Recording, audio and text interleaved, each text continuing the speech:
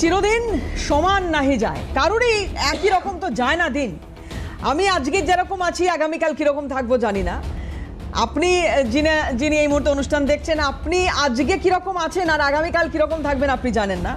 তেমনই অনেকেই জানেন না এ রাজ্যে যে তারা যে দিন কাটিয়ে এসেছেন আর আগামী যে দিন আসতে চলেছে এটা কীরকম।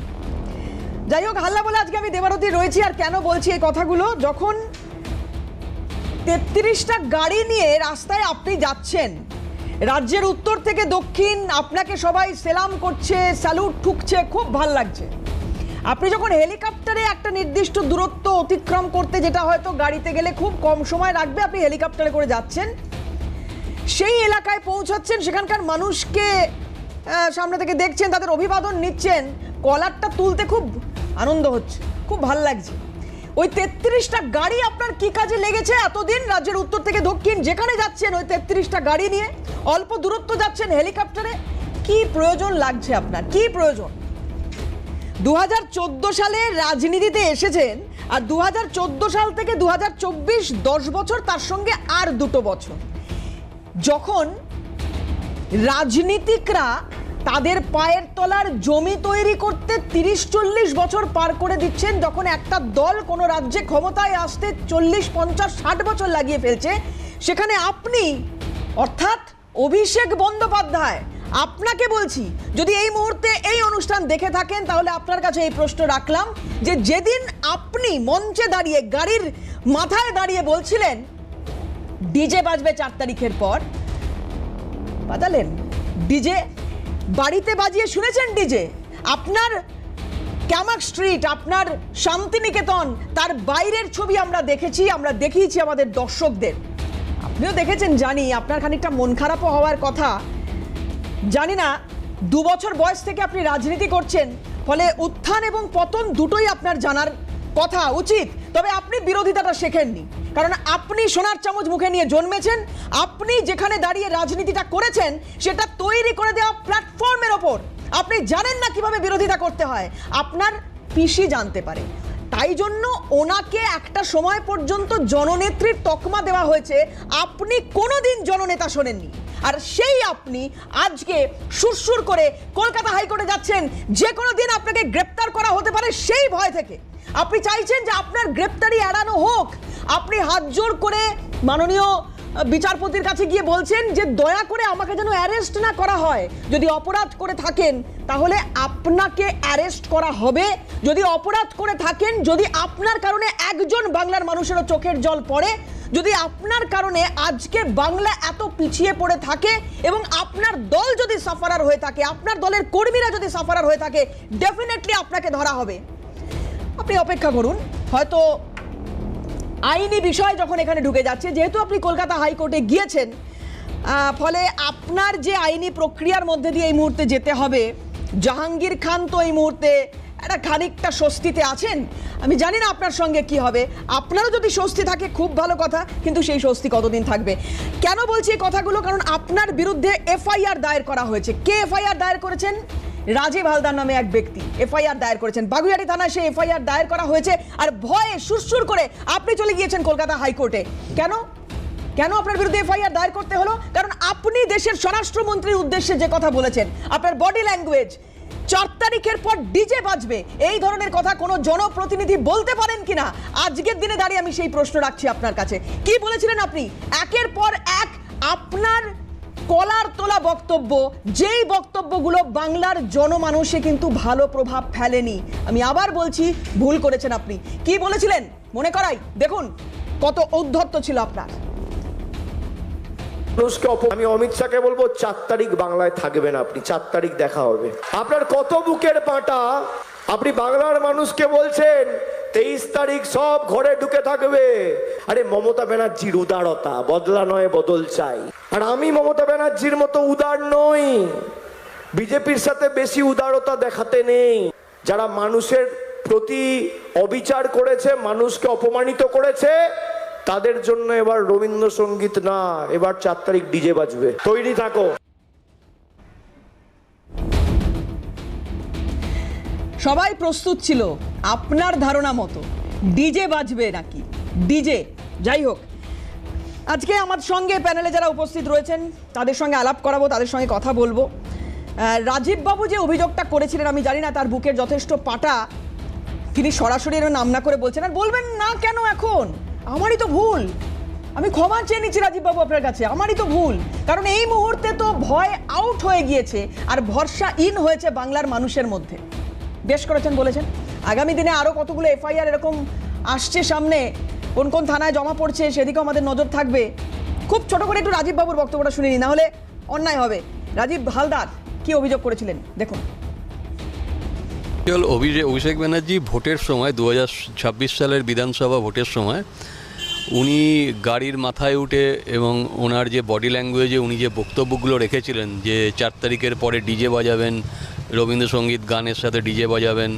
উনি স্বরাষ্ট্রমন্ত্রী অমিত শাহকে বলেছিলেন কলকাতায় এলে উনি দেখে নেবেন।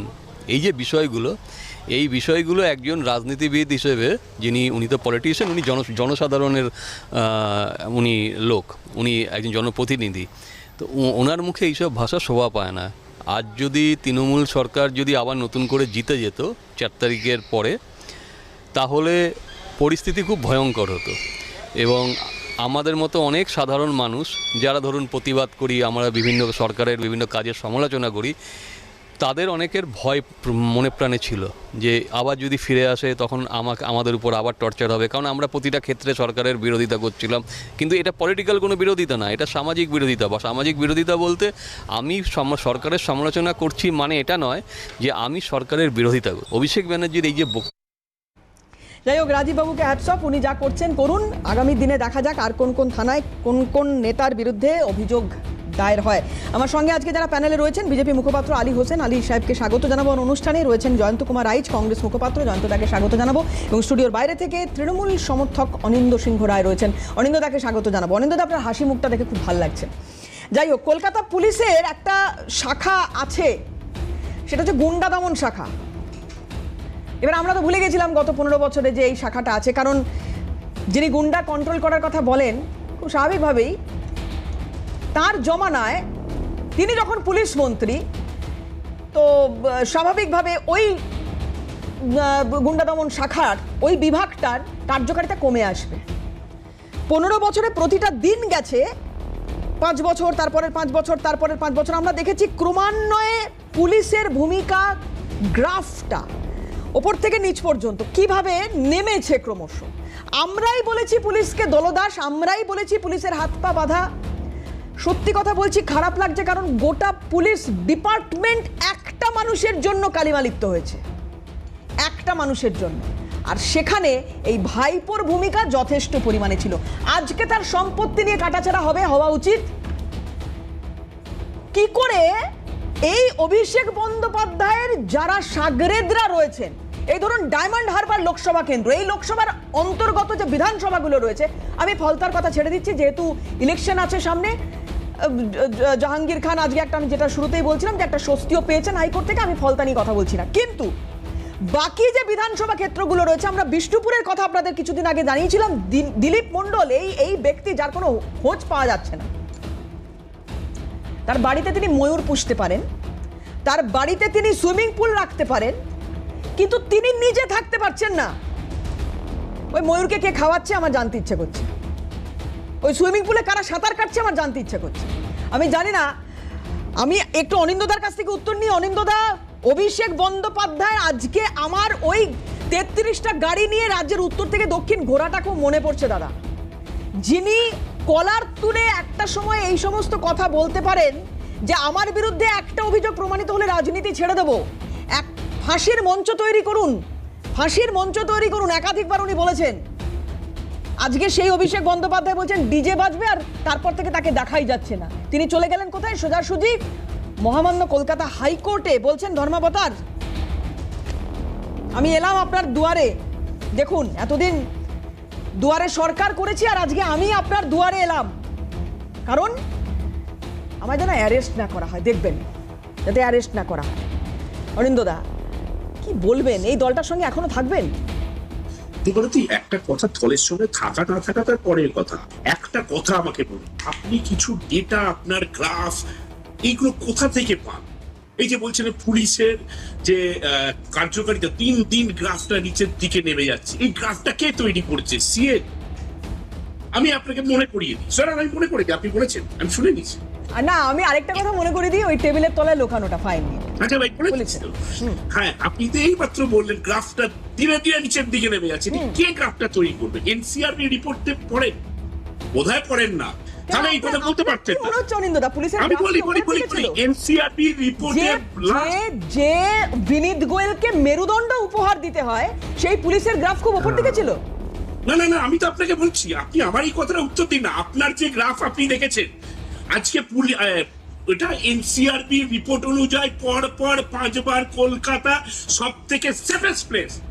এটা আপনি মানবেন না, সেন্ট্রাল গভর্নমেন্টের রিপোর্ট আমি বলছি। আচ্ছা, আপনি বলছেন না অভিষেক বন্দ্যোপাধ্যায় কেন হাইকোর্টে গিয়ে হাত জোড় করে? আপনিও জানেন পলিটিক্যাল প্রেসারের অভিযোগ ছিল, থানাগুলো এফআইআর নিত না। এই অভিযোগ দীর্ঘদিন ধরে উঠেছে, এটা আপনি জানেন না দাদা? কোথায় আপনাদের এত বড় চ্যানেল, এতগুলো সাংবাদিক, আপনারা বার করুন দেখান। এখানে এসে বিজেপির কার্যকর্তারা এখানে এসে বলেছেন, এখানে প্যানেলে বসে তারা বলেছেন। মমতা বন্দ্যোপাধ্যায় সরকার থেকে একমাত্র শুরু হলো যে আপনি অনলাইনেও কমপ্লেন করতে পারেন, যে কোনো থানাতে আপনি কমপ্লেন করতে পারেন। আরেকটা কথা আপনাকে বলি, এই যে হাইকোর্টে গেছে বলে আপনি তির্যক সুরে হাত জোর করে নাকি চেয়েছে মহামান্য আদালত আমাকে অ্যারেস্ট না করে। একটু মনে করে দিই, আপনার মেমোরি হয়তো কম, ভুলে যাচ্ছেন। শুভেন্দু অধিকারী কতবার হাইকোর্টে গিয়ে হাত জোর করে বলেছিল যাতে আমাকে অ্যারেস্ট না করা হয়। উনার নামে অভিযোগ অনেকগুলোই তো এসেছিল, এবং কতবার হাইকোর্টে উনি হাত জোর করে গেছিলেন, ওই সেগুলো মনে পড়ছে না। যেতেই পারে, শুভেন্দু অধিকারীও যেতে পারে, অভিষেক বন্দ্যোপাধ্যায় যেতে পারে। আইন তো সবার জন্য, নাকি যাবে না? মানে আপনারা কি চাইছে? কেন যাবে? গায়ের চড়ি যা ইচ্ছে তাই করতে পারিস না, উনি যাওয়াতে কোনো অসুবিধা নেই। অনিন্দদা, আপনিও জানেন শুভেন্দু অধিকারীকে কি কারণে বারবার হাইকোর্টে যেতে হয়েছে, আপনারাও জানেন দাদা। আপনি বললেন যে হাত জোর করে কেন গেছে, আবার বলছেন যা। আমি তো শুভেন্দু অধিকারীও তার হাত জোর করে গেছে একাধিকবার। কেন গেছেন শুভেন্দু অধিকারী? তার নামে অভিযোগ করেছিলেন আপনারা? আমি শুধু শুভেন্দু অধিকারী কেন, এই যে জয়ন্ত এখানে বসে আছেন, কংগ্রেস কতবার গেছে হাইকোর্টে? কতবার আপনারা কতবার বিরোধীদের একটা সভা করার জন্য হাইকোর্ট অবধি যেতে হয়েছে? কতবার যেতে হয়েছে? কতবার গাঁজা কেস দিয়েছেন, কত কেস দিয়েছেন, ভুয়ো কেস দিয়েছেন, ভুলে গেছেন দাদা? কোথায়? আরে কেউ কেস দিলে সেই কেস টিকবে? আরে সেটা প্রমাণ দরকার। কেস দিয়ে দিল মানে হয়ে গেল না? এটার জন্য যদি কেউ কোর্টে যায় তাহলে অসুবিধা কি? আমি তো সেটাই বলছি, কেউ কোর্টে গেলে যেতেই পারে, আইনত যেতেই পারে, তাতে আপনাদের অসুবিধাটা কোথায়? আমি তো এটা বুঝতে পারছি না। কোনো অসুবিধা হচ্ছে না, কোনো অসুবিধা জায়গা নেই। 33টা গাড়ি নিয়ে যখন ঘুরতেন তখন মনে হওয়া উচিত ছিল, হেলিকপ্টার নিয়ে যখন ঘুরছেন, সোনার চামচ মুখে দিয়ে জন্মেছেন যিনি। আরে সোনার চামচ আমি জয় শাহকে মুখে দিয়ে জন্মাতে দেখেছি, আপনি দেখেননি? কই বলতে পারবেন জয় শাহ কোন চামচ মুখে দিয়ে জন্মেছে? সেটা বলতে পারবেন না। এটা মানবেন তো যে মমতা বন্দ্যোপাধ্যায় ডাল ভাতের রাজনীতি করেছেন দীর্ঘদিন ধরে, আর উনি বিরিয়ানি রাজনীতি করেছেন, আর সেই কারণে দলটারই অবস্থা।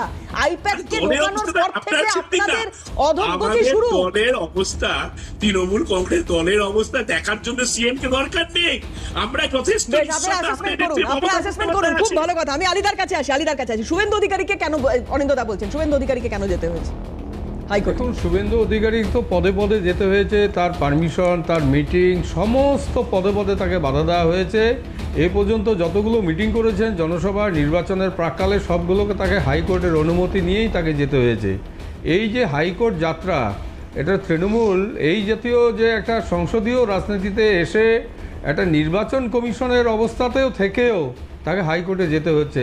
দুর্ভাগ্যের বিষয় অনন্দবাবু, আপনি স্বীকার করতে পারছেন না যে তৃণমূল এই হাইকোর্টের রাস্তাটা দেখিয়েছে। খুব দুর্ভাগ্যের বিষয়। কেন হাইকোর্টে যেতে হবে একটা রাজনৈতিক দলের মিটিং করতে গেলে? হাইকোর্টে যাওয়ার দরকার? সেই জায়গায় দাঁড়িয়ে আমরা যেটা বলতে চাচ্ছি, দেখুন, কমসে কম মানুষের রায়টা মেনে নেওয়ার চেষ্টা করুন অনিন্দবাবু, মানুষের রায়টা মেনে নেওয়ার চেষ্টা করুন।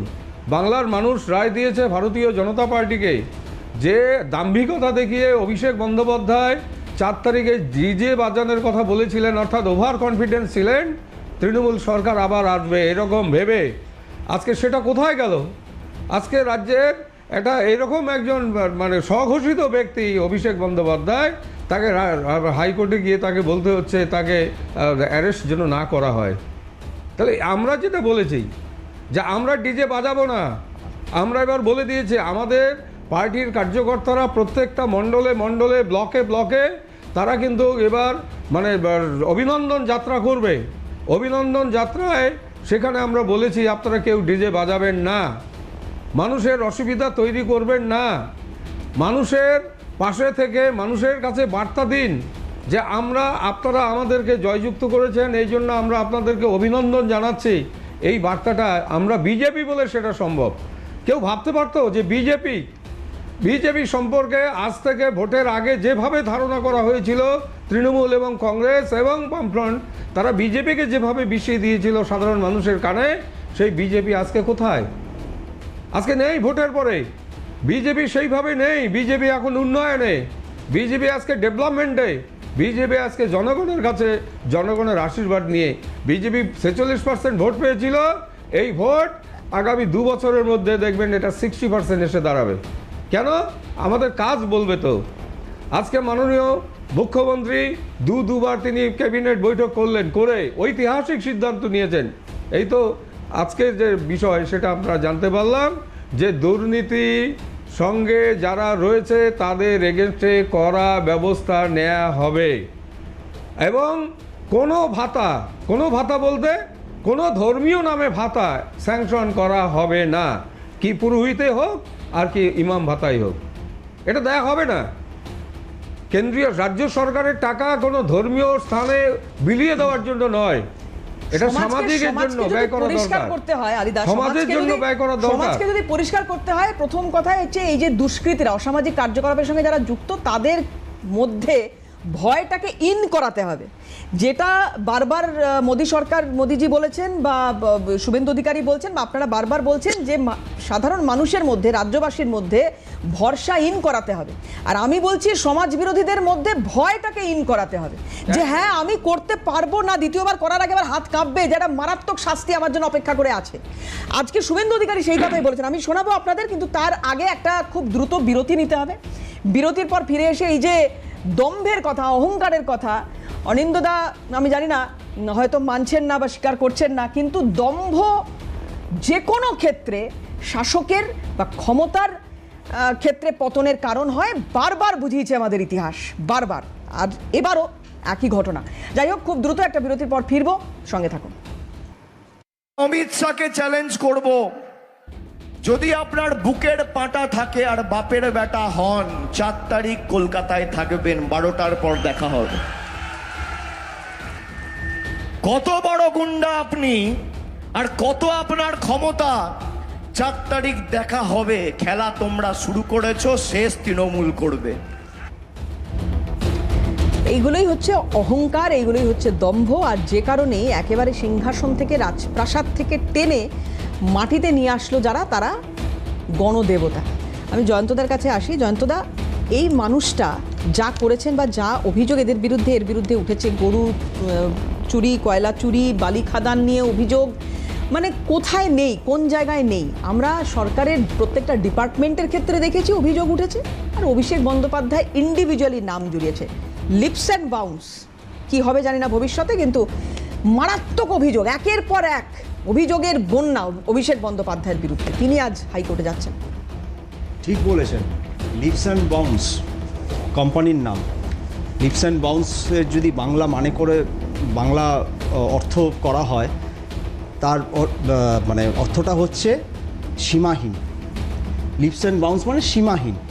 তো সীমাহীন দুর্নীতির আখড়া হচ্ছে লিপস অ্যান্ড বাউন্স কোম্পানি, এবং এই সীমাহীন দুর্নীতির প্রোডাক্ট হচ্ছেন অভিষেক বন্দ্যোপাধ্যায়, যিনি ছাত্র রাজনীতির মাধ্যমে রাজনীতির ময়দানে আসেননি, যিনি যুব আন্দোলনের মাধ্যমে রাজনীতির ময়দানে আসেননি। তিনি প্যারাশুটে করে, তার স্নেহের পিসির প্যারাশুটে উনি রাজনীতির ময়দানে অবতীর্ণ হয়েছিলেন। তার জন্যই আজকে তার 33টা গাড়ির কনভয় প্রয়োজন হতো, তার জন্যই আজকে তার জেলা সফরে যাওয়ার, সেখানকার জেলা পুলিশ শুধু নয়, কলকাতা লালবাজার থেকে পুলিশ ফোর্সকে উড়িয়ে নিয়ে যেতে হতো। কেন? রাজ্যের মুখ্যমন্ত্রী তার পিসি জেড প্লাস সিকিউরিটি পাচ্ছেন, জেড প্লাস প্লাস সিকিউরিটি পেতে পারেন, অসুবিধে নেই। তিনি তো একজন সাংসদ মাত্র, কেন্দ্রীয় সরকারের মন্ত্রীও নন। আজকে আমাদের পশ্চিমবাংলায় 42 জন সাংসদ আছে, সেই 42 জন সাংসদের মধ্যে তিনি এমন কি গুরুত্বপূর্ণ সাংসদ যে যার জন্য এই জেলা সফরে গেলে পরে 4000 পুলিশকর্মী প্রয়োজন হয়, যার বাড়ির সামনে ফুটপাতটাকে বন্ধ করে দেওয়া হয়। ফুটপাত মানে আমরা জানি পথচারীদের চলাচলের জায়গা। ওখানে পথচারীরা বলছেন উনি তো ভগবান, ভগবান, উনি তো ভগবান, ভগবানের দর্শন পাওয়া যায়, ওনার দর্শন পাওয়া যায়, মানে একটা ওনার কারণে আমাদেরকে সাফারার হতে হয়েছে এরকম বছরের পর বছর। হয়েছে যে খবরের কাগজে আমরা দেখেছি কার্টুন বেরিয়েছে, হলুদ ট্যাক্সি করে কবিগুরু রবীন্দ্রনাথ ঠাকুর ট্যাক্সি ড্রাইভারকে বলেছেন আমাকে শান্তিনিকেতনে নিয়ে চলো, ট্যাক্সি ড্রাইভার তাকে নিয়ে 88A হরিশ মুখার্জি রোডে নিয়ে চলে গেছে। কেন বলে এই তো শান্তিনিকেতন, তো বলছে এটা শান্তিনিকেতন, বলছে দেখছেন না কত বড় শান্তিনিকেতন। মানে ওনার বাড়িটা এখন হয়ে গেছে শান্তিনিকেতন, মানে দেখার মতো জায়গায়, যেখানে পুলিশের প্রহরা একটা দুর্গে রূপান্তরিত করে দিয়েছিল। ওখানকার যারা অধিবাসী পুরবাসী তাদেরকে পদে পদে হেনস্থা লাঞ্ছিত হতে হয়েছে। ওই রুটটা দিয়ে 4খানা বাস যেত, আজকে একটা বাস যায়নি। বেহালা পণ্যশ্রী থেকে বিবাদীবাগ মিনি, যেটা বেহালার একটা বিরাট অংশ এবং দক্ষিণ কলকাতার অংশ বিবাদীবাগকে জুড়তো, সেই বাসটাকে বন্ধ করে দিল। কিসের এত সিকিউরিটি প্রয়োজন? সিকিউরিটি প্রয়োজন একটাই কারণ যেটা আপনি একটু আগে বললেন, এই কয়লা চুরি, বালি চুরি, খাদান, গরু পাচার, এর যে টাকা, কারণ এই ট্রেডগুলোতে যারা ইনভলভ থাকে তাদের প্রাণ কিন্তু অকালে ঝরে, এবং তার আমরা নিদর্শন দেখেছি দুর্গাপুর এক্সপ্রেসওয়ের ওপরে ধাবাতে কিভাবে একজন কয়লা মাফিয়ার প্রাণ চলে গেল। এবং রানীগঞ্জ, আসানসোল, মানে পশ্চিম বর্ধমানের আপনি যতটা বিস্তীর্ণ এলাকায় যাবেন, বারাবণী ওই সাইডটাতে আপনি দেখবেন এই ধরনের খুন যখন রাহাজানি হয়ে চলেছে। আর বীরভূম তো মুক্তাঞ্চল, ওখানে তো গুড় বাতাসা, চরম চরম ঢাক সবসময় বাজছে, হ্যাঁ চরম চরম ঢাক বাজছে, গুড় বাতাসা বিলি হচ্ছে। তো সেই জন্যই তো শান্তিনিকেতনে এত সিকিউরিটির প্রয়োজন হয়ে পড়েছিল, যে ভাইপোকেও আজকে Z plus plus category security নিয়ে ঘুরতে হচ্ছিল। 42 জন সাংসদের একজন, উনি সামান্য একজন সাংসদ 42 জনের মধ্যে পশ্চিমবাংলার, বাকি 41 জন সাংসদের প্রয়োজন হলো না। অধীর রঞ্জন চৌধুরী 2019 থেকে 2024 কংগ্রেসের দলনেতা, পার্লামেন্টে 4টে মাত্র সিআইএসএফ দলনেতা হিসেবে 4টে সিআইএসএফ সিকিউরিটি পেয়েছেন, ব্যাস সেই। আর রাজ্যে থাকলে পর রাজ্য সরকারের ওই হোমগার্ড, ওনার তো জেড প্লাস প্লাস সিকিউরিটি প্রয়োজন হয়নি, ওনার তো জেড প্লাস সিকিউরিটি প্রয়োজন হয়নি। ওনার কি লাইফে থ্রেট ছিল না? কিন্তু অভিষেক ব্যানার্জির লাইফ থ্রেট আছে, লাইফ থ্রেট আছে বলেই আজকে ওনাকে হাইকোর্টে গিয়ে দ্বারস্থ হতে হয়েছে। কারণ উনি জানেন যে ওনার কৃতকর্মের ফল ওনাকে ভুগতে হবে, এবং সেই কৃতকর্মের ফলটা যাতে মারাত্মক আকার না নেয় সেই জন্য উনি আজকে হাইকোর্টের দ্বারস্থ হয়েছে। সেটা হয়তো অনিন্দদা আমার সঙ্গে একমত হবেন না, অনিন্দদা হয়তো তার রিবাটাল তৈরি করছেন আমি জানি, কিন্তু এটা দেওয়ালের লিখন, এই লিখনটা সকলকে পড়তে হবে। বাংলার মানুষ পড়ে নিয়েছে, বাংলার মানুষ তার রায় দিয়ে দিয়েছে, এবং সেটা অ্যাবসলিউট রায় দিয়েছে, এই রায়টাকে মানতে হবে। মানে এই রায়ের মধ্যে কি অভিষেক বন্দ্যোপাধ্যায়ের বিরুদ্ধে ওঠা অভিযোগ, এবং তার যেটা মারাত্মক অভিযোগ যেটা উঠেছে যে দলেরও কাউকে মানতেন না উনি, মানে উনি যেটা বলবেন সেটা শেষ কথা। দেখুন এই রায়টার সঙ্গে একাধিকবার কিন্তু দ্বন্দ্ব হয়েছে। এক্স্যাক্টলি, আপনি ঠিক বলেছেন। এই রায়টা কিন্তু শুধুমাত্র বাংলার মানুষের একতরফা নয়, এটা ভাবাটা ভুল হবে। এখানে তৃণমূল কংগ্রেসেরও একটা অংশের রায় এর সাথে মিলে রয়েছে। তৃণমূল কংগ্রেসের অনেক কর্মীরা, অনেক যুব নেতৃত্ব, যাদেরকে কোণঠাসা করে দেওয়া হয়েছিল, যেগুলো আমরা এখন মিডিয়াতে প্রকাশ পাচ্ছে ধীরে ধীরে, এখন তাদের দলের ইন্টারনাল ম্যাটার কি ছিল, কি ব্যাপার, সেটা আমাদের জানা সম্ভব না, যা বলবে তাই করতে হবে। এক্স্যাক্টলি। কিন্তু আজকে এই রায়ের মাধ্যমে এই জনতার দরবারে আসার যে 5 বছর পর পর যে আমরা আসি জনতার দরবারে, আমরা জনতার রায় নিতে, সেখানে বোঝা গেছে যে তৃণমূল কংগ্রেসের একটা অংশ কিন্তু এই রায়ের অংশীদার, এবং তৃণমূল কংগ্রেসের একটা অংশ জনতার রায়ে তাদের রায় মিলিয়ে দিয়ে আজকে এই তৃণমূল সরকারকে বাংলা থেকে উৎখাত করেছে, এবং তার জন্য অভিষেক ব্যানার্জি নিশ্চয়ই দায়ী। আলিদা, আপনি একমত? না, ঠিকই আছে, উনি যে কথাটা বলছেন সেটা ওনার মতন করে বললেন। আমরা যেটা বলবো, দেখুন মানুষের যে আশা দীর্ঘদিনের, টানা 50টা বছর কেন্দ্র বিরোধিতা, কম কথা নয়। মানুষ, সাধারণ মানুষ, বাংলার মানুষ বুঝতে পেরেছে যে না, আর কেন্দ্র বিরোধিতা করা যাবে না। তো কেন্দ্রের সরকারের সহযোগিতা দরকার আছে রাজ্য সরকারের, এটা বারবার করে মানুষ আবেদন করেছিল রাজ্য সরকারকে, রাজ্য সরকার সেটা পাত্তা দেয়নি, যার ফলে কেন্দ্র বিরোধিতা ঢালাওভাবে করে গিয়েছে। কিন্তু রাজ্যের মানুষ এবার পাশা উল্টে দিয়ে তারা বলেছে না, কেন্দ্রের সহযোগিতা দরকার, ডাবল ইঞ্জিন সরকার দরকার, তাই আজকে ভারতীয় জনতা পার্টিকে এনেছে। এবং শুধু তাই নয়, তার অ্যাকশনও অলরেডি শুরু হয়েছে। কাজ শুরু হয়ে গেছে।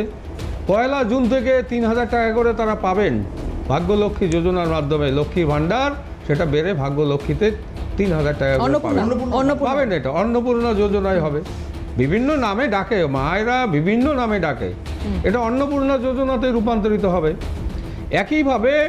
একইভাবে যে আয়ুষ্মান ভারত প্রকল্প, যেটা ঐতিহাসিক সিদ্ধান্ত, বিজেপি সরকারের প্রথম মন্ত্রিসভার সিদ্ধান্ত, আয়ুষ্মান ভারত প্রকল্পে 5 লক্ষ টাকা করে ইন্স্যুরেন্স সারা দেশব্যাপী পাবে। এটা আগে এই রাজ্যের বাইরে পেত না, সেটা এখন সারা দেশব্যাপী পাবে। এবং পশ্চিমবঙ্গের সর্বত্র হাসপাতাল, মেডিকেল কলেজ, যেখানেই যে স্তরে যাক না কেন, সেখানে কিন্তু 5 লক্ষ টাকা পর্যন্ত তারা চিকিৎসার সুযোগ সুবিধাটা পাচ্ছে। সেগুলো তো এক একটা মাস্টার স্ট্রোক, এর আগেও আমরা এটা নিয়ে আলোচনা করেছি, যে ভবিষ্যতেও হবে। কিন্তু আমি বলছি যে সবার আগে সমাজকে যদি কলুষ মুক্ত করতে হয়, তাহলে প্রথম পদক্ষেপ হচ্ছে সমাজ বিরোধী হাটাও। একবারে যেটা শুভেন্দু অধিকারী, দেবব্রতী, আমি একমত যে সমাজ বিরোধী যারা এখনো দাপিয়ে বেড়াচ্ছে, গতকালকেও আপনারা দেখেছেন যে পার্ক সার্কাস এলাকাতেও কিছু দুষ্কৃতীরা ঢুকে পার্ক সার্কাসের সমস্ত পরিবেশ নষ্ট করে দিয়েছে, ইভেন পুলিশের গাড়ি ঘুড়িও ভেঙে দিয়েছে। এত বড় দুঃসাহস তারা পায় কোথা থেকে? আমরা বলবো, পুলিশকে আমরা অনুরোধ করব, আপনাদের চেহারা আমরা ইতিমধ্যেই দেখলাম, আপনারা পারেন, একটা লড়াই করতে পারেন, সেটা প্রমাণ করেছেন। এর বিরুদ্ধে যথাযথ ব্যবস্থা আপনারা গ্রহণ করুন। আলিদা, তফাৎটা এখানে আজকে আপনি যে ইনসিডেন্টের উল্লেখ এখানে করছেন, আমরা দেখেছি তারপরে কি অবস্থা হয়েছে এলাকা, সে ছবিও দেখাচ্ছি। এবার শুভেন্দু অধিকারী, মাননীয় মুখ্যমন্ত্রী, মাননীয় পুলিশ মন্ত্রী, ওখানে গিয়ে যে বক্তব্য রাখছেন যে আমি একেবারে ফ্রি হ্যান্ড দিয়ে দিচ্ছি পুলিশকে, যে তোমার যেটা, আপনাদের যেটা ইচ্ছা আপনারা সেটা করবেন, অবশ্যই আপনাদের এটা করার জায়গা আছে, অধিকার আছে, কোনোভাবে নাক গলানো হবে না এখানে। কিন্তু এটাই বোধহয় তফাৎ। এর আগে আমরা দেখেছি পুলিশ মন্ত্রীকে, তিনি নিজে গিয়ে থানা থেকে গুন্ডা ছাড়িয়ে আনছেন, তিনি বলছেন আমি গুন্ডা কন্ট্রোল করি। আজকে মুখ্যমন্ত্রী শুভেন্দু অধিকারীর বক্তব্য থেকে এটা বোঝা যাচ্ছে খুব স্পষ্টভাবে যে দুষ্কৃতীদের, আমি আবার বলবো, গত বিরতিতে যাওয়ার আগে বলছিলাম, আবার বলবো, দুষ্কৃতীদের এটা মাথায় রাখতে হবে, যারা এখনো অপরাধ করছেন, যাদের মধ্যে এখনো অপরাধ প্রবণতা আছে, যারা এই পার্ক সার্কাসের ঘটনা আবারও ঘটাতে চাইছেন, সেই মানুষদেরও বলবো যে এবার থেকে কিন্তু ভয় ইন, আপনাদের এবার ভয় ইনের পালা। কারণ ভরসা আউট হয়ে গিয়েছে বিগত সরকার চলে যাওয়ার সঙ্গে সঙ্গে। শুভেন্দু অধিকারী পুলিশদের উদ্দেশ্যে কি বলেছেন আমি শোনাবো, কিন্তু তার আগে একটা ব্রেক নেব খুব দ্রুত, বিরতির পরে আবারও ফিরবো এই আলোচনায়। এবং শুভেন্দু অধিকারীর এই বক্তব্য ভীষণভাবে তাৎপর্যপূর্ণ, পুলিশকে উদ্দেশ্য করে কি বলছেন, এবং বলছেন এই কথা যে দুষ্কৃতিকারীদের উদ্দেশ্যে বলছি, আমার মতো খারাপ পুলিশ মন্ত্রী আর একটাও হবে না, এবং এই পার্ক সার্কাসের ঘটনায় কিন্তু শেষ ঘটনা। কি বলেছেন শুভেন্দু অধিকারী শোনাবো আপনাদের বিরতির পর, সঙ্গে থাকুন। যদি মনে করেন আগের সরকার আছে, আগের নিয়ম আছে, আগের মতো পুলিশকে, ফোর্সকে হাত পা বেঁধে রেখে দেওয়া হবে, তাহলে কিন্তু ভুল করবেন। তো ক্লিয়ার মেসেজ, জিরো টলারেন্স এই ধরনের ভান্ডালিজম, হুলিগানিজম, রাউডিজম এবং anti national, anti social activities we are not allowing. আমি পুলিশ মন্ত্রী, হোম মিনিস্টার হিসাবে লাস্ট ওয়ার্ড বলে গেলাম, একটা পুলিশের গায়ে যদি হাত পড়ে, এই সরকার তার আইন প্রয়োগ করে যতদূর যেতে হয় হবে, শুধু অ্যারেস্ট নয়, কনভিকশন করানো পর্যন্ত ক্লোজ মনিটরিং করার দায়িত্ব আমাদের থাকবে। এটা জিরো টলারেন্স। আর পার্ক সার্কাস সহ যেখানে যেখানে বিগত দিনে এই ধরনের ঘটনা ঘটিয়েছেন, আপনারাও কান খুলে শুনে রাখুন, এটা আপনাদের শেষ ঘটনা। এরপরে আর কোনো এই ধরনের অ্যাকশান আমরা করতে দেব না। যদি করেন, আমার থেকে খারাপ কোনো পুলিশ মন্ত্রী হবে না। শুভেন্দু অধিকারীর বক্তব্য। যাই হোক, আমি এই লিস্টগুলো দেখছিলাম যে পাতাতেও ধরাতে পারছি না, এত গ্রেপ্তার হচ্ছে, এত তাদের বিরুদ্ধে হুমকি তোলাবাজির অভিযোগ। আর সবাই পরপর অ্যারেস্ট হচ্ছে। আমি কয়েকটা এখানে একটু উল্লেখ করতে চাইবো, সেটা হচ্ছে এই যার কথা বলছিলাম, বিষ্ণুপুর বিধানসভার তৃণমূল বিধায়ক দিলীপ মণ্ডল, তাকে তো পাওয়া যাচ্ছে না, কিন্তু তার ছেলেকে পাওয়া গেছে। অর্ঘ্য মণ্ডল আগ্নেয়াস্ত্র সহ তাকে গ্রেপ্তার করা হয়েছে, তার সঙ্গে আরও 4 জনকে গ্রেপ্তার করা হয়েছে, বকখালির ফ্রেজারগঞ্জ থেকে গ্রেপ্তার করা হয়েছে। যাই হোক, এটা হলো একটা ঘটনা। মলয় ঘটক, প্রাক্তন মন্ত্রী, দুর্দণ্ড প্রতাপ মন্ত্রী, সেই মন্ত্রীর ক্লোজ একজনকে অ্যারেস্ট করা হয়েছে। দাসপুরের প্রাক্তন বিধায়ক মমতা ভূঁইয়া, তার ছেলে কুমারেশ ভূঁইয়া, তাকে গ্রেপ্তার করা হয়েছে। ইনি আবার পঞ্চায়েত সমিতির কর্মাধ্যক্ষ, তোলাবাজির অভিযোগ, হুমকির অভিযোগ, কাটমানি খাওয়ার অভিযোগ, বিস্তর অভিযোগ এই ব্যক্তির বিরুদ্ধে রয়েছে। এবার আসি সোনা পাপ্পুর কথায়, না বললে কেমন একটা লাগছিল আমার। এবার এই সোনা পাপ্পুকে তো পাওয়া যাচ্ছিল না দীর্ঘদিন ধরে। আপনারা দেখেছেন যে বিগত সরকারের আমলে উনি সোশ্যাল মিডিয়ায় লাইভ করছেন, অথচ পুলিশ তাকে খুঁজে পাচ্ছে না। তো সেই সোনা পাপ্পু এবার বুঝতে পেরেছেন যে আমাকেই যেতে হবে, না হলে যা খুশি হতে পারে। কারণ এই সরকার কিচ্ছু দেখবে না, কিচ্ছু দেখবে না। সে কথা শুভেন্দু অধিকারী বারবার বলছেন যে অ্যারেস্ট হতেই হবে, দুষ্কৃতিমূলক কাজ করলে অ্যারেস্ট হতেই হবে। সোনা পাপ্পু সুরসুর করে চলে এসেছেন ইডি দপ্তরে। এবার দেখা যাক তার সঙ্গে কি ব্যবহার এক্ষেত্রে করা হয়। জাহাঙ্গীরের কথা আমি আগেই বলছিলাম যে সাময়িক একটা স্বস্তি জাহাঙ্গীর পেয়েছে। আচ্ছা, পাশাপাশি পাঁচু রায়ের কথা একটু বলি। দক্ষিণ দমদম পুরসভার প্রাক্তন পুরপ্রধান এই পাঁচু রায়, আপনাদের মনে থাকবে যে পুর নিয়োগ দুর্নীতি মামলা, সেটা নিয়ে যখন সুদীপ বসুকে অ্যারেস্ট করা হয়েছিল, এনার কথা আবার সামনে এসেছে। তাকেও সুজিত বসুর মুখোমুখি বসে জিজ্ঞাসাবাদের সম্ভাবনা ইডি দপ্তরে। তো এই যে পরপর এটা বুঝতে পারছে দুষ্কৃতীরা যে না, আমার আর কিছু করার নেই, এখানে আমার দেওয়ালে পিঠ থেকে গেছে, এবার আমাকে বেরোতে হবে আমার গোপন ডেরা থেকে, এবং হয় থানায় গিয়ে আত্মসমর্পণ করতে হবে, না হলে যে যে দপ্তরে আমার ডাক পড়ছে বা যে যে জায়গায় আমার ডাক পড়ছে সে সমস্ত জায়গায় নিয়ে যাওয়া হবে, আমাদেরকে পৌঁছাতে হবে। আমি অনিন্দদা এখানে আপনার কাছে জানতে চাইবো যে এইটা সম্ভব হচ্ছে, আপনার কি মনে হয় পুলিশের ভূমিকাটা সম্পূর্ণ বদলে যাওয়ার পরে নয় কি? পুলিশ মন্ত্রীর নাম এখন শুভেন্দু অধিকারী, সেই জন্য নয় কি তার বক্তব্যগুলো কিভাবে দেখছেন? আমি আজকে শুভেন্দু অধিকারীর বক্তব্য শুনছিলাম, আমার খুব ভালো লাগছে। দেখুন, মুখ্যমন্ত্রী তো নিঃসন্দেহে চাইবেন যে আইন শৃঙ্খলাটা ঠিকঠাক থাকে। আচ্ছা, এই শুভেন্দু অধিকারী যখন বিরোধী দলনেতা ছিলেন, আপনাদের চ্যানেলও দেখিয়েছেন, একাধিকবার আমরা এটা নিয়ে ডিবেট করেছিলাম। প্রিন্সেপ ঘাটের সামনে কোনো একটা মিছিল থেকে পাথর ছোড়া হয়েছিল এবং পুলিশকে ইনজোর্ড হয়েছিল, পুলিশের চোখটা পুরো নষ্ট হয়ে গেছিল, আপনাদের চ্যানেলও দেখিয়েছিলেন। তখনই বিরোধী দলনেতা বক্তব্যটা চালান, আপনি দেখবেন পুরোপুরি ঘুরে গেছে। আজকে আর আগে সম্পূর্ণ আলাদা। আমার বক্তব্য হচ্ছে যে কোনো অন্যায়, সেটা দল ধর্ম নির্বিশেষে দেখা উচিত। বাচ্চার কাছে কেউ অন্যায় করলে সেটাও অন্যায়, বড় বাজারে অন্যায় করলে সেটাও অন্যায়। আলিরা একটা ভালো কথা বলছিল, ডবল ইঞ্জিন সরকার। আমি এই কথাটা খুব শুনতে পাই, প্রায় আগে তো আরো বেশি করে শুনছিলাম, ডবল ইঞ্জিন সরকারই না সবকিছু হবে।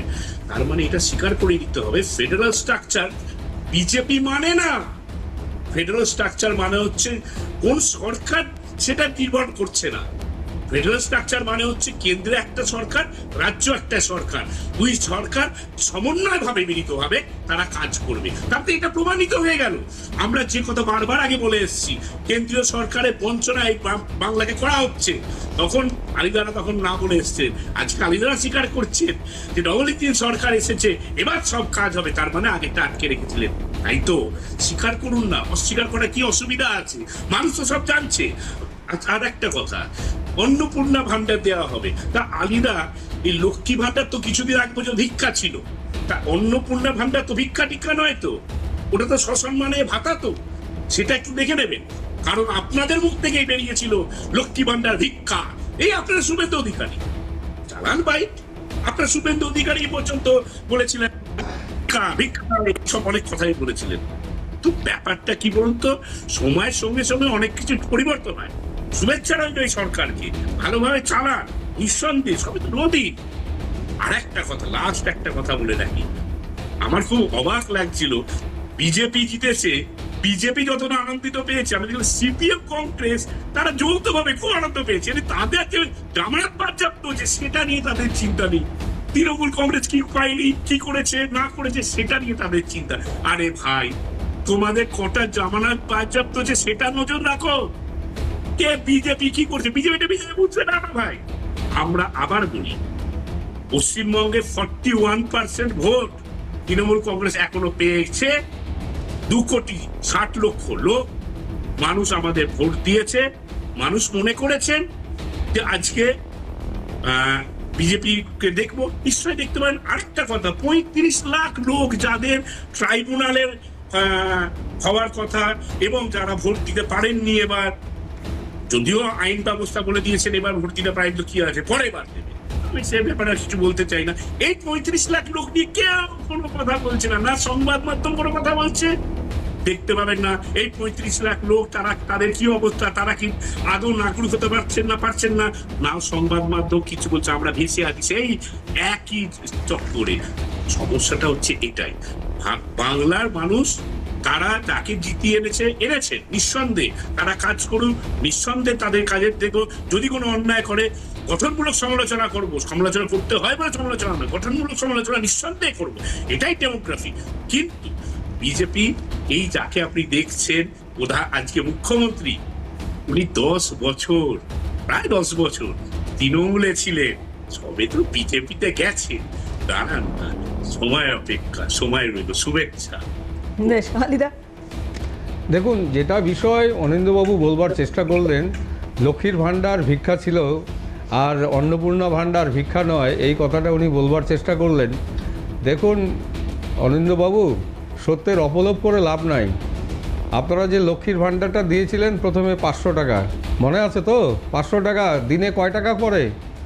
এখন অন্নপূর্ণা ভাণ্ডার প্রতিদিন 100 টাকা করে পাবে মা বোনেরা।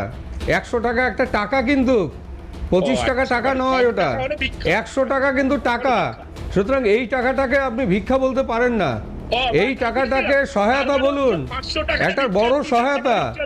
সেই জায়গায় যেটা আমরা বলতে যাচ্ছি যে এখনো সাধারণ মানুষকে আপনারা ঘৃণাভাবে দেখছেন, সাধারণ মা বোনদের আপনারা এখনো তির্যক আসছেন, এটা হতে পারে না। বিজেপি কখনো ভিক্ষা বলে দাবি করেনি। বিজেপি বলেছে ওই 1,500 টাকায় কিছু হয় না অনিন্দ্যবাবু, টাকা বাড়াতে হবে, কিন্তু আপনার সরকার বাড়ায়নি। আপনার সরকার শুধু রাজনীতি করেছে। সেই জায়গায় আমরা যেটা বলতে যাচ্ছি, অনিন্দ্যবাবু যাই বলুন, সত্যকে স্বীকার করে নিন। তৃণমূল কংগ্রেস হেরেছে, বিরোধী আসনে আপনারা বসবেন, আপনারা পজিটিভ বিরোধিতা আপনারা করুন, পজিটিভ বিরোধিতা যেটা রাজ্যের কাজে লাগবে। এইরকম করে এই আপনার পার্ক সার্কাসে মুসলিমদের এইভাবে বিপথে পরিচালিত করে উস্কানি দিয়ে তাদেরকে এইভাবে রাস্তায় নামিয়ে দেবেন আর সারা রাজ্যের মুসলমানরা অভিযুক্ত হবে, এটা হতে পারে না। সাধারণ রাজ্যের মুসলমানকে অর্থাৎ 2.5 কোটি মুসলিমকে আপনারা ভুল ভাববেন না।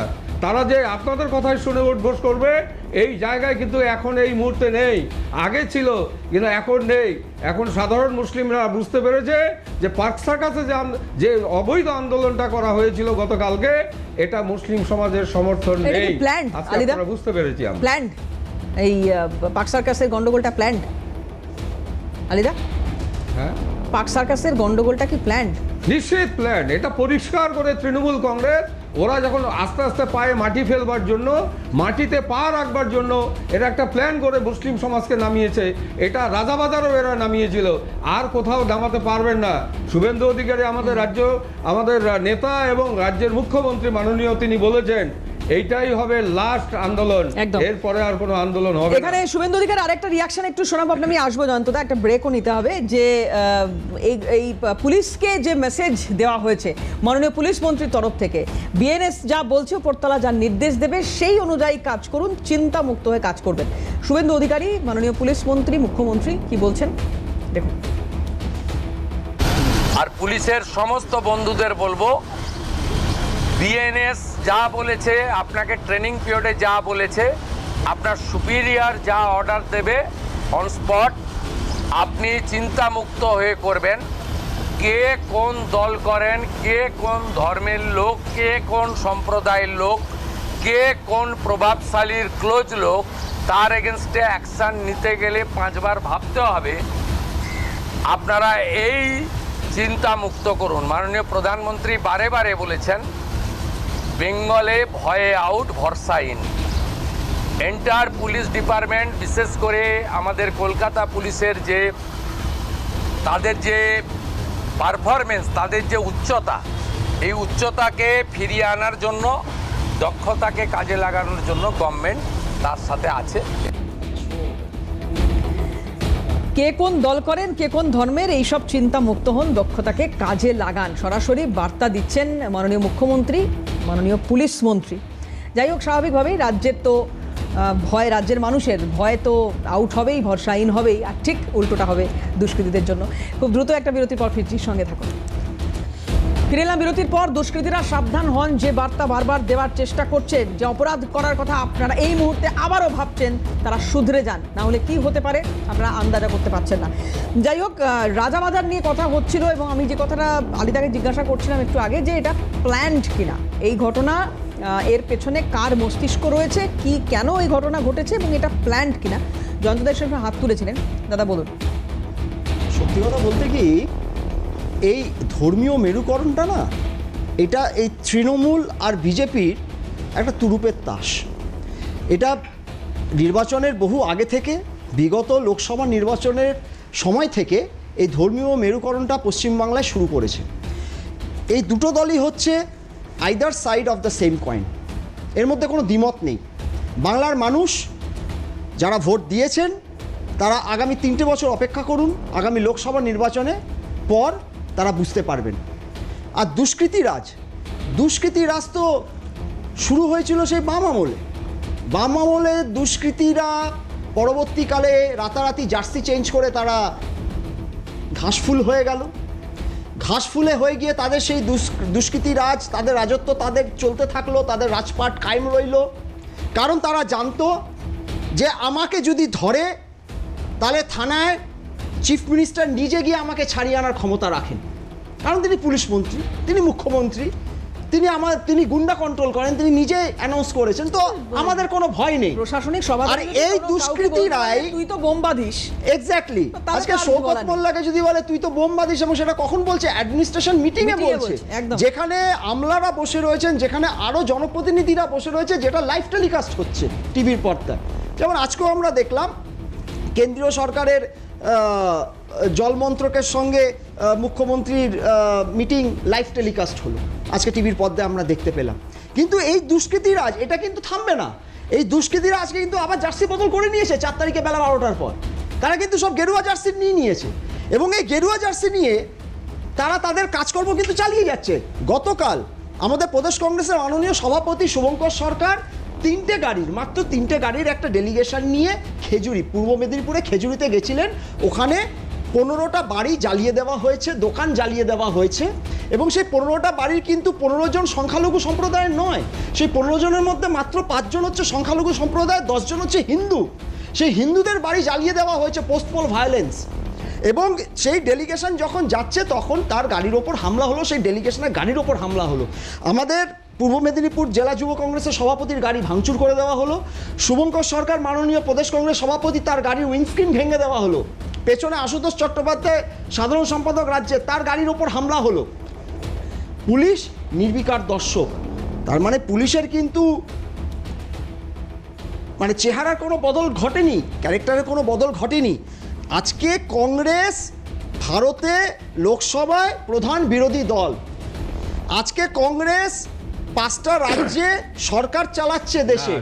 3টে রাজ্যে, আমাকে বলতে দিন আলিদা, আমি না আপনি সুযোগ পাবেন, আলিদা আপনি সুযোগ পাবেন। আজকে 3টে রাজ্যে তারা জোট সরকার চালাচ্ছে। আপনার প্রতিনিধি আজকে সেখানে যাদের বাড়ি জ্বালিয়ে দেওয়া হলো খেজুরিতে, তাদের পাশে ত্রাণ সামগ্রী নিয়ে দাঁড়াতে গেছে। না, তাদের পাশে ত্রাণ সামগ্রী নিয়ে দাঁড়াতে যাওয়াটা কি অন্যায়? না, এটা কি মানবিকতার দিক থেকে আপনারা প্রতিবাদ করছেন? আমার পার্টিকে আপনারা বিরোধিতা করছেন? আপনি প্রশাসনকে জানিয়ে যান না। আরে প্রশাসনকে জানিয়ে যাওয়া হয়েছে দাদা, সেখানে সামনে পুলিশের গাড়ি ছিল, পুলিশের গাড়ি ছিল, পুলিশের গাড়ি সেখানে। না, তাদের দায়িত্ব ছিল অন্য। তা আপনার দায়িত্ব তো আপনারা পালন করেননি। করেননি, না, তারা নিজস্ব আপনারা তো একটা রাজধর্ম department পালন আছে, করেননি দাদা, যে আলিদা বাড়ির আপনারা দায়িত্ব থাকবে, রাজধর্ম পালন না, না, করেননি। শুনুন না, জয়ন্ত আপনারা দা, ভোটে যে বাড়ির জেতার দায়িত্ব পর থাকবে, আপনার তাকে আপনি মুখ্যমন্ত্রী রাষ্ট্র বলছেন দায়িত্ব জিরো দেবেন নাকি? টলারেন্স, এটা কি তো কথা জিরো হলো? টলারেন্সের এই নমুনা না, যে খেজুরিতে যে- 15টা বাড়ি যে আগুন পুলিশ লাগিয়ে দেওয়া খেলা- হলো, তার মধ্যে যে 10টা বাড়ি পুলিশ হচ্ছে খেলার হিন্দু দেখাশোনার দায়িত্ব ধর্মাবলম্বীদের থাকবে, আর তাকে আপনি 5টা বাড়ি রাস্তা হচ্ছে পাহারার দায়িত্ব মুসলমান দেবেন নাকি? ধর্মাবলম্বীদের, এটা হয় মানে না। এখানে হিন্দু মুসলমান না, নির্বিশেষে আপনাকে লোকের বাড়ি জানিয়ে জ্বালিয়ে দিতে দেওয়া হবে। হবে। জয়ন্ত আর দা- দুষ্কৃতীরা ধরা পড়বে না, দুষ্কৃতীরা ধরা পড়বে না। জয়ন্তদা, বিধানসভায় দাঁড়িয়ে 1 মিনিট আলিদা, বিধানসভায় দাঁড়িয়ে শোভনদেব চট্টোপাধ্যায়ের কথার উত্তরে মাননীয় মুখ্যমন্ত্রী বলেছিলেন যে যদি এরকম হিংসার ঘটনার কোনো উল্লেখ আপনারা পান সরাসরি সেটা ডিজিপিকে জানান। অবশ্যই। তাহলে এক্ষেত্রে আপনি বলছেন যে সেটা পুলিশ জানে, মানে যে পুলিশের ঘটনা গাড়ি ঘটছে সামনে যাচ্ছে, পুলিশের গাড়ি সামনে যাচ্ছে, কারণ প্রথমে হামলাটা হয়েছে প্রথম যাওয়ার সময় হামলা হলো একবার, ফিরে আসার সময় তখন পুলিশের মানে খেজুরি থানায় গিয়ে এফআইআর করা হলো, এফআইআর করার পর পুলিশ একটা এসকর্ট দিল, সেই এসকর্ট সামনে যাচ্ছে, মানে তখন আমাদের ডেলিগেশন ফিরে আসছে, সেখানে খেজুরিতে বিজেপির একটি বিজয় মিছিল বেরিয়েছে। তো বিজয় মিছিল যখন বেরিয়েছে তাহলে পুলিশের কাছে ইনফরমেশন নিশ্চয়ই আছে যে ওখানে বিজয় মিছিল বেরিয়েছে, তাহলে ওই রাস্তায় আমরা এই কনভয়টা নিয়ে যাব না, কিন্তু পুলিশ সেই রাস্তাতেই কনভয়টা নিয়ে গেল এবং কিছু দূর গিয়ে পুলিশের গাড়িটা সাইড করে দাঁড়িয়ে গেল। এবার পুলিশের গাড়ি দাঁড়িয়ে যেতে অটোমেটিক্যালি আমাদের সভাপতির গাড়ি ঠিক পুলিশের গাড়ি পেছনে ছিল এবং তার পেছনে আরো দুটো গাড়ি ছিল, তারাও না, দাঁড়িয়ে গেল। এটা ভুল বলছেন কিন্তু তো। সেই মিছিল থেকে এসে যখন হামলা ভাই, করা হচ্ছে জয়ন্ত তখন দা, পুলিশ এটা- বলছে আমাদের এটা- সংখ্যা এটা- কম। এই গল্প বুঝতে পেরেছি, এটা আলিদা, নয়। যখন খেজুরি থানায় এখানে ফোন করলেন আমাদের যে বক্তব্য সভাপতি, দেওয়া রাজ্য আছে। সভাপতি, আচ্ছা, অভিযোগ তখন বলছে সামনে অভিযোগ একটি ফাঁড়ি এসছে, আছে, ওই ফাঁড়িতে অভিযোগ গিয়ে যখন আপনারা এসছে একটু আশ্রয় উত্তরটা নিন। নেব প্লিজ। যারা ফাঁড়িতে গিয়ে জয়ন্তদা, আশ্রয় নিতে বলছে, জয়ন্তদা প্লিজ একটু উত্তরটা তাহলে নিন, এটা কি আলিদা। zero tolerance এর একটু নমুনা? উত্তরটা নিন দাদা প্লিজ, আমি উত্তরটা একটা নিন। কথা বলছি, হ্যাঁ, ম্যাডাম আমি একটা কথা বলছি, ফৌজ যারা ডিউটি করে তাদের দেখবেন যে গেটে তাকে দায়িত্ব দেওয়া হয় সেই গেট ছাড়া কিন্তু 1 ইঞ্চিও এপাশ ওপাশে হবে না, কেন? তার ওইটাই হলো তার প্রধান দায়িত্ব। আবার আরেক ফৌজ আরেক জায়গায় দায়িত্ব রয়েছে, স্বাভাবিক কারণে সব পুলিশ দেখা মাত্রই আপনাকে এসে সাহায্য করবে এটা মানে নাই, কিন্তু এটা আপনি ভাববেন না যে সব পুলিশ এসেই আমাকে সাহায্য না, করবে। না, তাহলে এরকম এসকর্টটা বিষয় দিল নয়। কেন খেজুরি তাদের থানা? নিজস্ব কিছু না, না, দায়িত্ব খেজুরি থানা রয়েছে, তাহলে সেটা এসকর্টটা দেখবে। দিল কেন? আর এসকর্ট আপনি- দেওয়ার মানেটা কি? আপনি জানেন, এসকর্ট দেওয়ার মানেটা কি? আপনার দলও জানে যে আলিদা, সেখানে আপনি বিজেপি আমাকে একটু হবে। বলে দিন সেখানেও এসকর্ট দেওয়ার আপনারা মানেটা কি? জোর পুলিশ করে এসকর্টের ফিরে অর্থটা কি? পুলিশের ওখানে কিছু না, না, করার পুলিশ নেই। এসকর্টের অর্থটা কি? পুলিশের ওখানে কিছু করার নেই। না, না, পুলিশের কিছু করার নেই।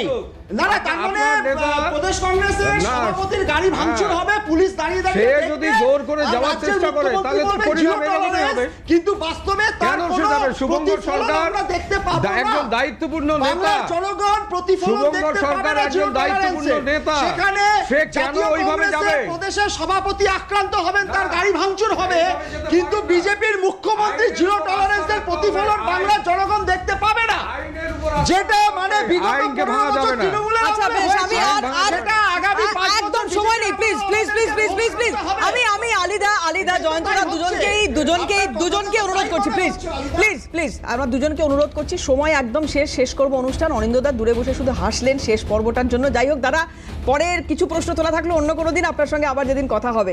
যাই হোক, আজকে সময় শেষ, প্রত্যেককে ধন্যবাদ সময় দেওয়ার জন্য, আর আপনারা যারা আমাদের সঙ্গে এতক্ষণ ছিলেন আপনাদেরও ধন্যবাদ। শেষ করছি, অন্যান্য খবরের জন্য চোখ থাকুক CNN।